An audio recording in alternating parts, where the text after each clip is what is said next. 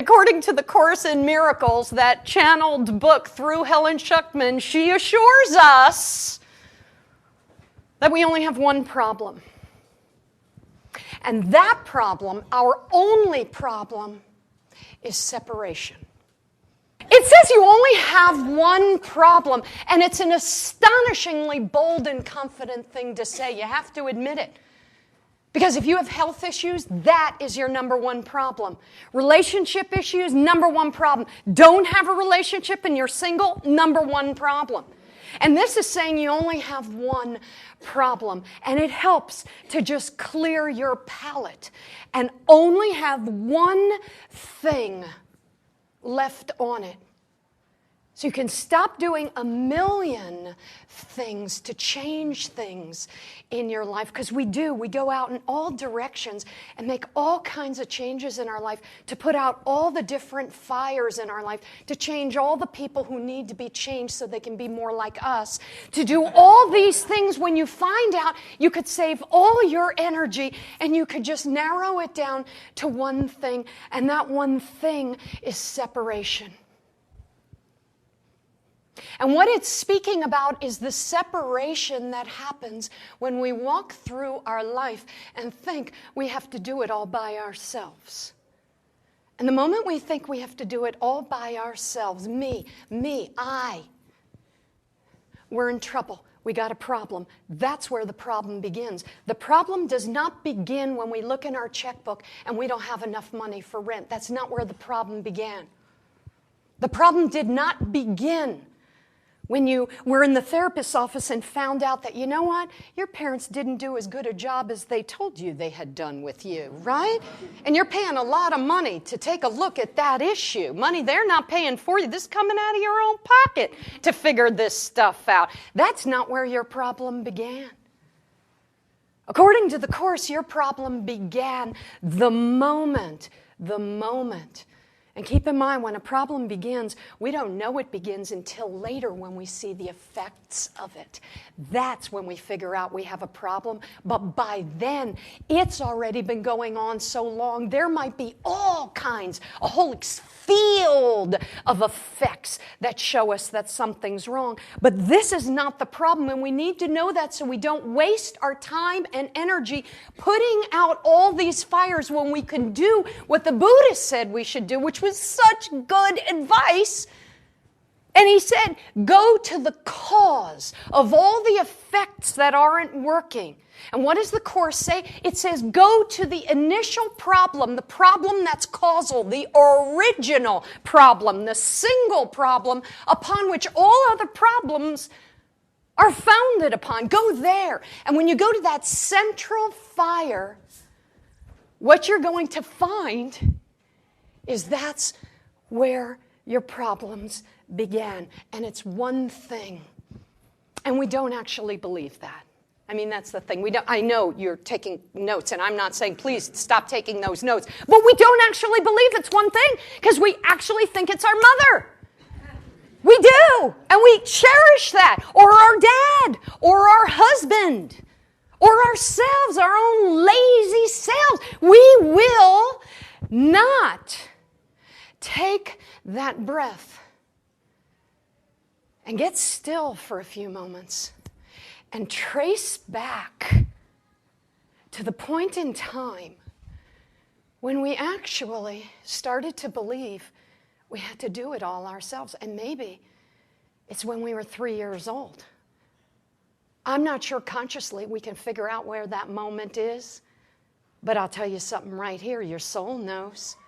If you take one breath deeper than you ordinarily go, you can connect to that place inside of you that knows very well when you stopped being connected. Why? Because we came in connected. We're wired to connect. The I was never meant to stand alone. It was meant to stand with the other part of the I that makes all the difference in the world. The I am. Those two words were totally meant to go together. And when we separate the I from the I am, man, the Course in Miracles will say the I, the my, is going to lead us to a grievance. Sooner or later, we're going to get to a grievance. Tao Te Ching says sooner or later, you're going to end up in prison, in the prison of your mind, in a trap. It's going to be a hard life. The I am, the thy, the I am, that's going to lead you into a whole different direction. Not only is it not going to lead you into a grievance, we take the opposite of grievance and we say, oh, okay, well, it's not going to lead me into grievances, it'll lead me into liking people. And people will like me, and we like that because we want to be popular. We want everybody to like us. But the opposite of grievance isn't being liked or being popular or even being loved. The opposite of grievance is miracle. That's the opposite of grievance in the Course in Miracles. You got to love that. It's like light years apart. And that's what it says it is. When you come from the place of thinking you have to do it yourself, you are going to end up in a land of grievances. And I don't just mean grievances against other people. I mean grievances against your own self.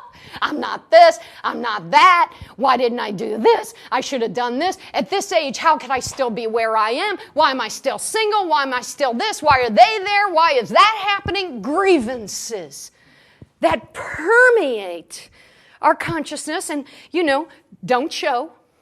Nobody would ever guess that all that's going on inside of us, especially if we're dressed well, People say, look at you, you are so successful. And we will say, yes, I am. So we use the I am, but in a different way than it's intended. Yes, I am. We hide inside of ourselves all this stuff, which the Course in Miracles calls grievances. And what grievances is the place when we are out of alignment, when we're out of alignment with the source of energy that's our source. We had a windstorm. It seems like we have a windstorm like every third day. And I know you're in New York thinking, yeah, well, that's nice for you. You're in nature and you have a house. Let me tell you something. I lived in apartments for 30 years. Don't be so quick to buy a home, okay? Because a home comes with, with a lot of grievances, all right? So every time something goes wrong, you are opening up the checkbook. If you don't mind, like just here, take it. There's the sump pump, and then the roof isn't quite, and the outdoor, and the drains, and the mice, and it's always something.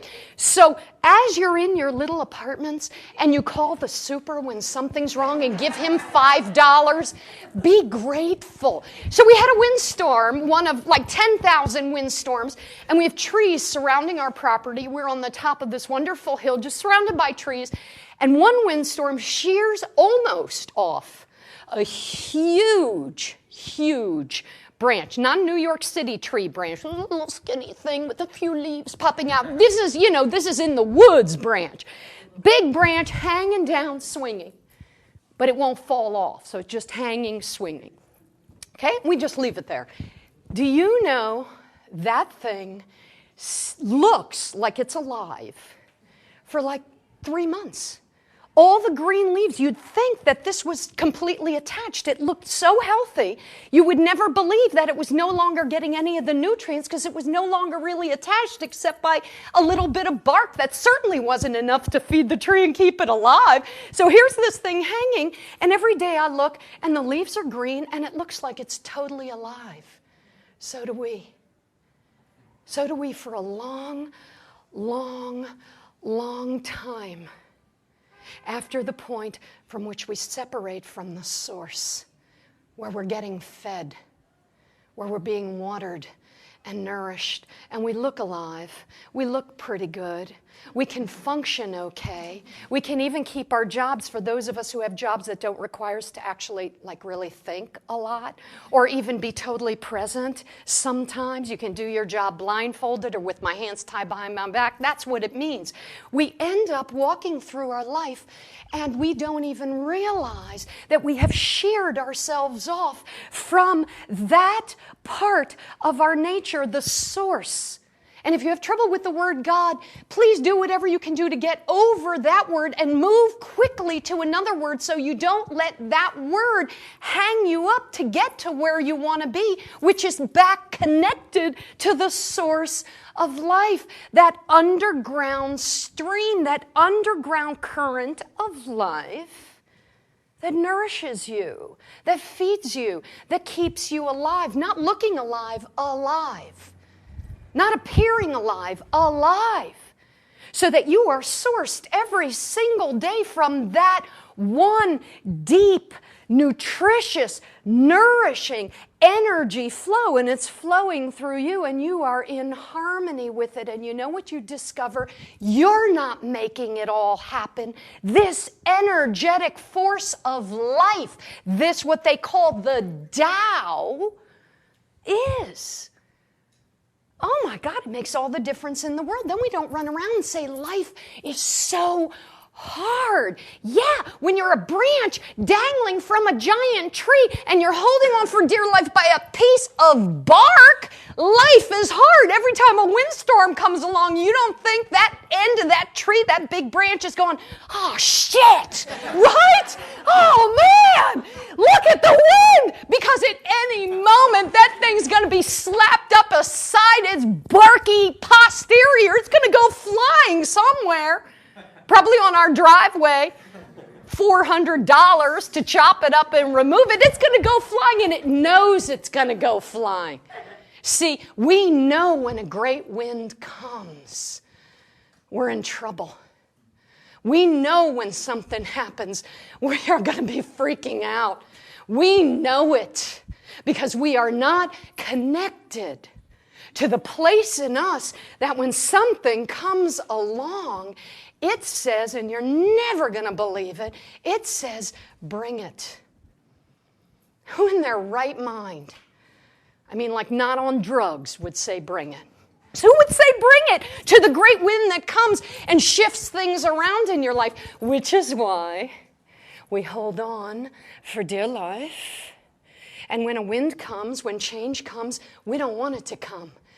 We freak out, literally. We can't handle it. We can't hold it. And yet we're on this path of life where everyday change comes. And the Course in Miracles says something fabulous. It says you have one problem, and the problem is you're separated from the thick trunk and the deep roots. It's what the Tao calls it, the thick trunk and the deep roots that support you.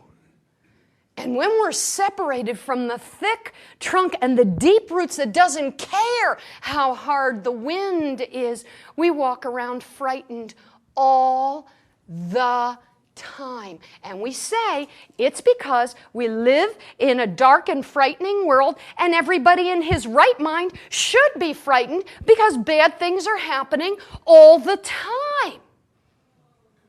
And I posit that's not why we're frightened. I posit that even if the day went by and not one bad thing was reported in a newspaper or on the radio or on television, that fear, that level of anxiety would still be going on inside of us, because it has nothing to do with bad things happening. It has to do with this hypothesis that we have one problem, and that problem is our separation. And we need to get back in unity, to unify ourselves with the thick trunk and the deep roots that is the source of our life, so that when the wind comes, as the wind must, we can hold our ground. We can respond wisely. God, it's so quiet. Have I bummed you out? It's like 2012. It's 2012. I'm trying to give you like this deluxe message, and everybody's like, wow, this is like really heavy. You know? I could have been in the movies watching War Horse, you're thinking, which is not heavy at all, of course, because it's Disney. I know, but this is good news. I'm thinking, oh man, you're going to love this, because this is great news to start your whole year knowing you only have one problem. That should take like 14 other problems off your plate. All you got to figure out is how to solve this one problem, and it's gravy for the rest of 2012, which of course, Christmas 2012, the world's going to end, the rapture comes, the earth goes in, we all go with it, or a nuclear thing happens, our eyes all melt out, and we're going to be dead anyway, but we'll still only have one problem. Right?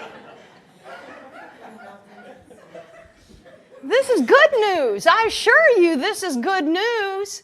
Right? So the last 3 months I have been on this very interesting tour of talking with nationwide all of these radio stations about the prayer chest, which is a book I wrote years ago, which they just published in paperback and we revised. So I'm talking about it every single week, multiple times a week, to all radio stations about the message of this book. And the message of this book is interesting because it's a man who has a lot of problems.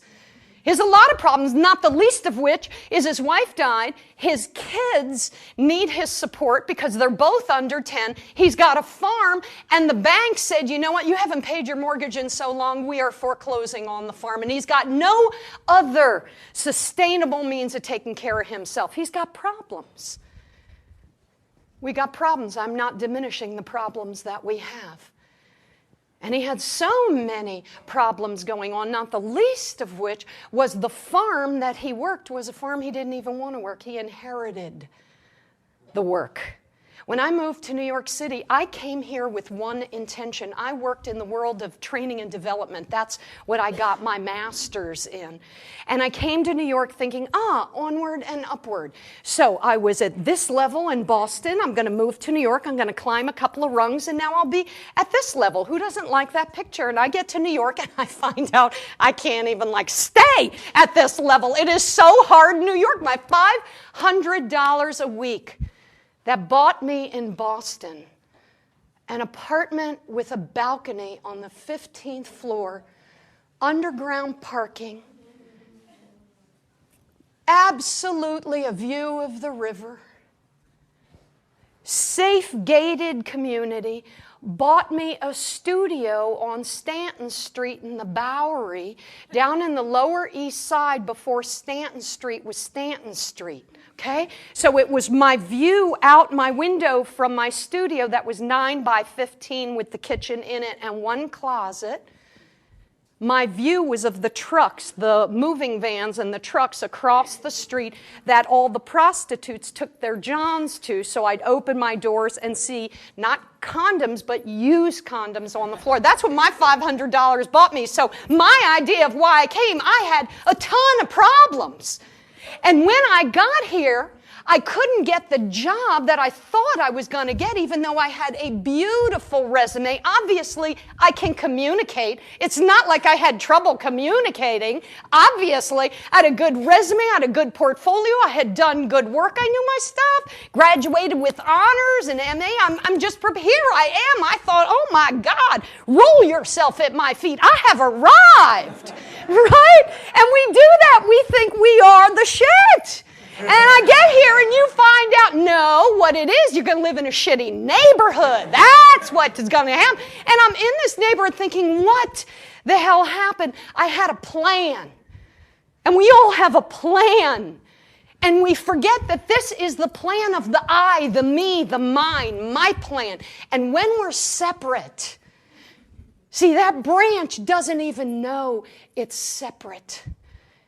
It still thinks it's connected. We still think we are connected. Sometimes we'll go to a class or we'll sit down and we'll say, oh yeah, okay, I'm meditating, it's 30 seconds, I got it down, I'm asking, I got a vision, I'm ready. And then we go out and we've done our 15-second meditation for the year. We forget that connection isn't like baptism where you go into a church, you do it once, and man, you are you're going to go to heaven because you have been dunked. That one time, that 1 hour, you are so covered for the rest of your life. You don't have to think about it again. This isn't like that. Being separate is something that if we know it's our one problem, it's the only thing we have to keep working on consistently. So not only do we unify, we stay unified. Because when you stay unified, the tree does the work for you. That's the difference. You don't have to do the work yourself. So I come to this place and I interview with so many in the business I was in, so many older men down in Wall Street. That's where I started. So many older men, every one of which took me to dinner in the evening off of work hours, which I thought, isn't this kind of odd that we're dining alone and work is there? Can we talk about work? And what I discovered was I was a great companion for them in the evenings in their private life, but they just didn't have a place to hire me. It was so odd and so queer, and I thought, how does a person who's so like me land in this place? How does a person like you land on a couch? How does a person like you not have money in the bank at this age, or be working at a job you hate, or in a relationship where you're not respected and loved? How do we land here? How does this happen? And this is not to say what's wrong with me, because when we ask that question, we are so asking the wrong question. It's the wrong question because there's no answer to that question. Nothing is wrong with you. Nothing's wrong with you. What's wrong is that the connection between you and your source, you, the branch that should be vital, that should be giving fruit, that should be alive, that should be connected, that should be getting your nourishment from Mother Earth herself, is not connected to anything but you. I was connected to nothing but me. I was connected to me and rolling up my sleeves and saying I could do it. Hell, I'm a Jewish girl from immigrant stock, Poles. Both my parents are Polish on both sides, and I admit that. Right? I'm willing to say that. I'm not going to say, oh, I'm half British and I come from royalty and my parents came over on the Mayflower, they're Grant. They were Poles. They were peasants. I know how to work. I know how to make things happen. Nothing can get a pole down. If you... Wow, I'm sorry. That's funny. Wow, not that I would know. But I've seen pictures in magazines. I love that some people are like, what? So, where were we? Yeah, I'm a Pole. So, when you think and you're strong and you endure and you persist, we think that what we need to have is more strength. I have to have more endurance. I have to work harder. I have to go on more interviews. I have to send more resumes. And I ended up just like Joseph did, just like he did. He ended up in the place where his kids are going to be thrown out of their home on the farm. And I ended up in the place where I'm using my money, my savings, to pay to keep me in a city that I chose to come to. And I did not realize that was not my problem. My field was not the problem at the time. My field was shutting down. Less money was going into training and development at that time. Just my luck, we say, just my luck, right? That wasn't my problem. The Bowery in Stanton wasn't my problem. My problem was I was doing this whole thing myself, trying to figure out how to make it happen, and that's as far as I got. When Joseph Hutchinson reached the place where he's a man of his certain age, and he reaches a place where he can't feed his own kids, how humiliating is that? You have kids and you can't feed them. You're going to have to farm them out to other people, other families, because you don't know how to do it, and you've gone in arrears of your mortgage so long you didn't even realize it, that the bank man shows up one day. The turning point in the prayer chest, and this is the talk that I've been having with all these radio interviews, go to that same place. This book, part one of this book, ends very quickly. Like before page 50, part one ends. Part one is the part one of his life where he says, my life is over, right? He goes up into his attic. He goes up, his attic, look, his attic, the mind. He goes up to his attic and he throws a fit. He goes up to his attic, the place he's been going up to, praying to, bringing all of his little prayers to, hoping and wishing things will change. He goes up to his attic and cannot believe he has landed in this place in his life.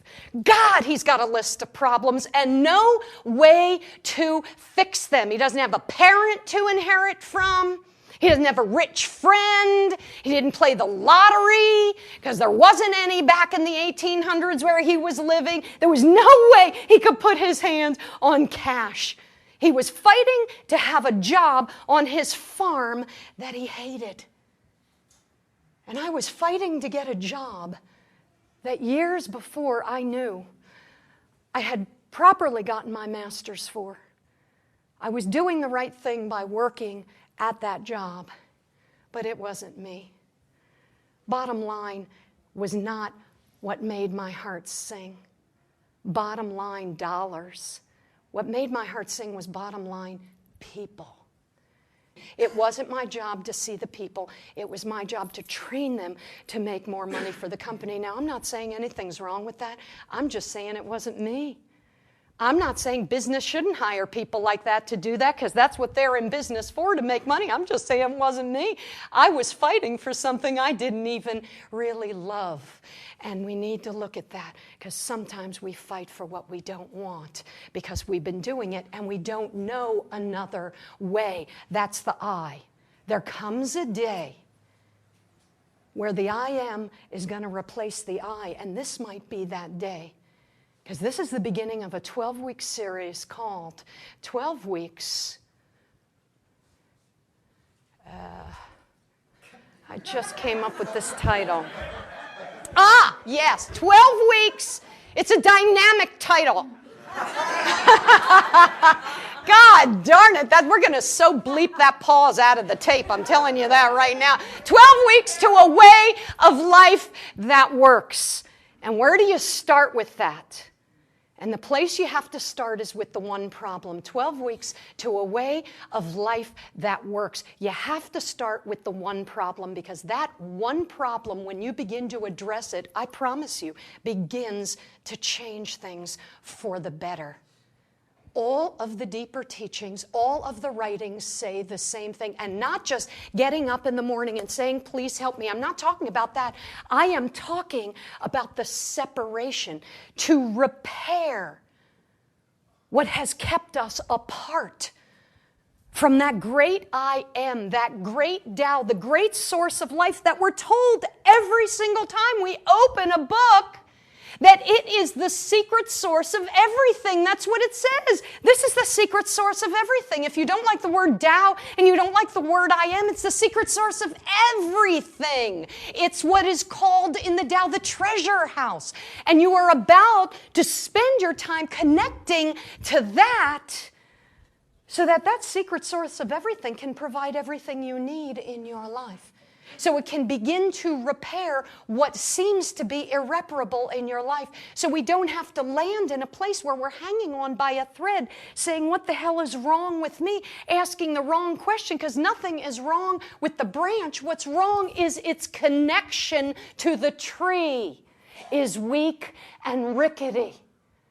And when we connect ourselves back up, back in deeply, we think, oh, that's just for spiritual people. Oh, that's just for religious people. I'm telling you, it's not. The tree is not religious. It is not a Jewish tree. I'm telling you that for sure. It's not a Buddhist tree. It's not a Taoist tree. It's not a Christian tree. It is a tree in nature that has lost its connection to the source. And when we lose our connection to the source, it's a long time before we start seeing what the effects are, and we forget that the problem started back then. He goes up to his attic, up to the place where we think we got it all figured out. The place where we can do it by ourselves if we had enough time or money, because that's what we think. If we just had more money, we could figure this thing out. What we don't realize is we are never going to get much further than we are now. In our life, with just this, with just the I, with just the attic, with just the me, with just the my. You can do some things, but you can't go all the way home to a life of your true life, your truest happiness, true fulfillment, unless you're connected up. Can't unless you're connected up. Not with the I. He goes up to the attic and he throws a fit. Literally, I just want to read you this. It feels so good. But of course, I would say that because I have a boxing bag in my house. So when I read about people just having had it and just getting into that earthy place where you just throw a fit, and people say, oh, you should really transcend all that anger and send it up in a pink balloon. And I'm like, no! Say the F word! It feels feels so good. Get into the anger because there's no way to get past it except through it. He goes up to the attic and he says, what an idiot. First thing we say, what an idiot. What an idiot I came to New York. What a mistake that was. What an idiot. What was I thinking? It's not that we're an idiot. We have one problem, and it's separation. One problem. And that is not a problem of being an idiot. That is not a problem of being an idiot.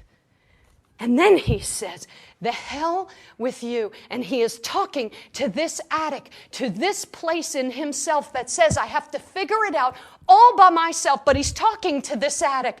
And he says, to hell with you. He yelled out the window. Without thinking, he grabbed the first wooden crate within reach, hoisted it above his head, and with a snarl more beastly than human, he hurled it out the attic window. Oh, this feels so good to me. The noise of the shattering glass was satisfying. To hell with you, he yelled out the window, watching it crash to the earth, and he began to breathe easier. There's a point at which we are going to recognize that we have one problem. That we have been depending on the smallest part of our nature that is not connected to the greatest part of our nature. I'm not talking about connecting to something in Jerusalem or up in the heavens where the clouds are, where the throne of the Lord sits. I'm talking about connecting to the greatness within you, the I am within you, that has access to the deep roots. The I am within you that has a thick trunk. You're not giving any power away at all. What you're doing is finally connecting to the place that can access that power so that you don't have to do it all by yourself. He says, he turns back to the room. He breathes easier, turns back to the room. He heaved a small broken side table up off the floor with a loud grunt and threw it against the shattered window as well. What good are you if you can't even save my wife? What good is all this work we've done if I can't get a job? And I was so qualified. Every door was closed to me. It didn't make sense. What good is this I if it can't take us to our true life, our true love, our true work, our true happiness? What good is this I? It can tell us where our keys are. It helped me remember the title of this 12-week series, right? It's helpful. But it ain't meant to do the heavy lifting of true work, true purpose, true life, true happiness. We run out. We run out of steam. And we don't need to take an Anthony Robbins class to pump ourselves up so we can keep on working harder. It's not about working harder. It's not. Dozens of crates stuffed with outgrown and unworn clothes and unused quilts and scraps of mending and broken oil lamps and stubs of candle and on and on and on. Item by item, he cast the contents of the attic out the window. Lies, he screams. All lies. There's a point at which we recognize no matter how hard we work, we're not going further. We've reached a point of diminishing returns. And tell me, some of you haven't experienced the point of diminishing returns. You're working harder and less is happening. And things are getting smaller and smaller. It's like, what the hell? What the hell? He goes outside, right? He leaves the attic, he goes downstairs. I know this part by heart. He goes downstairs, he runs down his stairs. There is a big pile of everything. And look what he threw out. He threw out from the attic all the stuff his family stored for, 100 or so years in this farmhouse. All of the stuff that was handed down to him. All of the junk, all the items. Look, all the beliefs about who we are. All the beliefs about what life is. All the religion we were raised with. All the thoughts that we picked up and inherited from our families. Everything we've inherited was there in his pile. What he was saying was, this pile of rubbish is no longer what I'm going to put my faith in.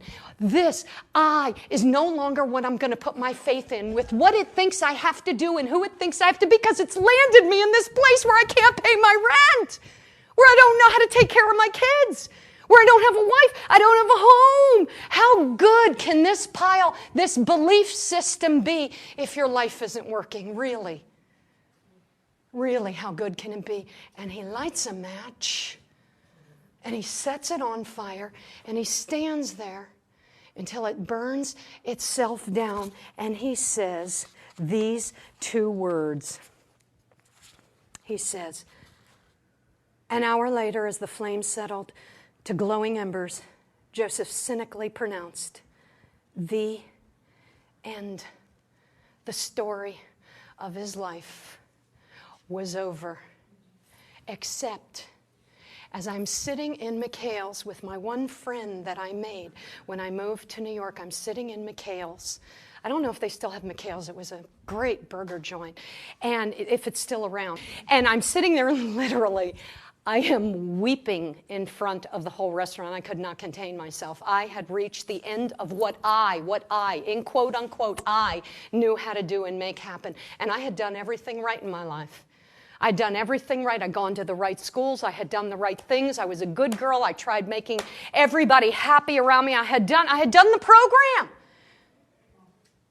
And I was weeping, and I said, I have no idea. Every door is closed to me, and it makes no sense at all, and I have no idea what I am supposed to do. And she said these words. She said, maybe you're not supposed to do that anymore.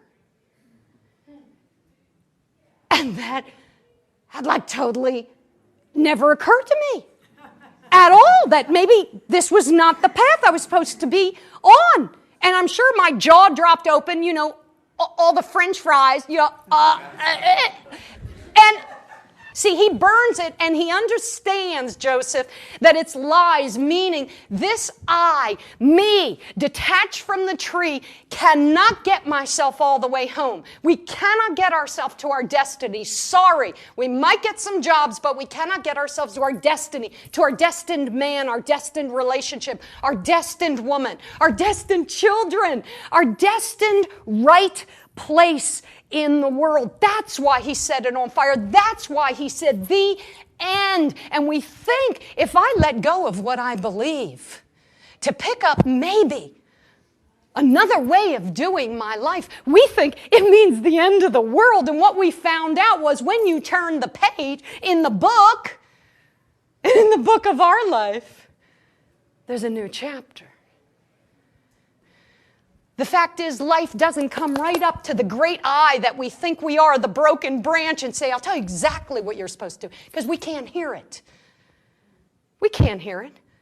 I couldn't have heard that a year later I was supposed to go into the seminary. That was where I was really headed. People, my volunteering at night was always more important to me than all the work I did during the day. I worked at the Samaritan Suicide Hotline. I lived for Wednesday nights. I lived for that night of the week working with people in crisis. I have always lived for my volunteer work, but I never got it. The I didn't. Only the I am does. So, I'm going to ask you if you'd be willing to try something for 12 weeks, because it's going to simplify, all this is going to simplify your life. Take a breath. Is this too heavy? Because I'll do it. Because next week I can come in with something so light. I can take The Secret Garden. That's a sweet book. You all love it. I can read parts of it and have cookies and milk, and we can have something so sweet. Yes, right. Yes, Jesus, please. But I'm telling you have one problem, and here is the beginning of repairing, bringing into harmony, bringing into unity that which is out of alignment. And I'm telling you, it is going to change everything. Here's your prayer. Everybody starts this year with different prayers, different wishes, different dreams. I'm going to ask you to take upon this challenge, to try this. Those of you who are bold enough to, for 90 days, this prayer, thy will, you know it, be done. Yeah, she didn't even want to say it. It's don't make me. Thy will be done doesn't mean thy outside of ourself. It means the great I am in me. The part of me connected to the thick trunk and the deep roots. That will. The strongest in me, the greatest in me, the part of me that did not separate. The part of me that came into this world, and no matter what happened to me, I've never separated. The part that's still connected, we're calling upon that part to take the wheel. How can that be a bad idea? If our only problem is separation, how can this not be? You see, I thought in my mind as I was sitting working on this talk, well, actually sitting in the tub working on this talk, I thought, this is going to be the part where, like, they get up and cheer. I know it. They're just going to not be able to control themselves. They're going to say, our only problem is separation, and you have just given us the prayer that's going to mend the separation. Bravo! Right? Yeah.